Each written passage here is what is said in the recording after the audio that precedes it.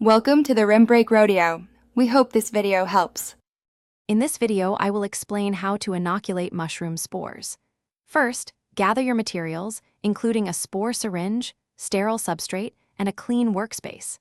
Maintaining a sterile environment is the most critical step to ensure successful mushroom cultivation. We'll cover the essential techniques to minimize contamination and maximize your chances of a healthy mycelial run. Let's get started with the preparation. Before you begin, prepare your workspace. Wipe down all surfaces with a 70% isopropyl alcohol solution. This creates a sterile zone. Next, flame sterilize the needle of your spore syringe until it glows red, then let it cool for about 15 seconds.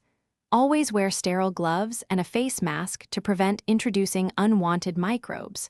Proper preparation sets the stage for success. Now for the inoculation. Gently shake your spore syringe to distribute the spores. Inject about 0.5 to 1 milliliter of the spore solution into your sterile substrate, aiming for even distribution. Work inside a still air box or near a flow hood to maintain sterility.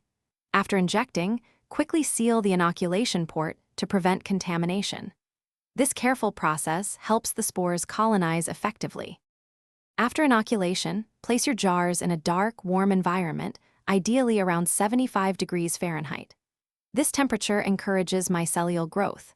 Monitor your jars daily for signs of colonization, which will look like white, cottony growth. Be patient. Full colonization can take 2 to 4 weeks.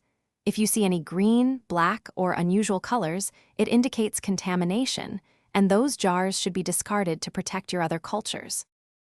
Thanks for watching. Consider subscribing if we helped you.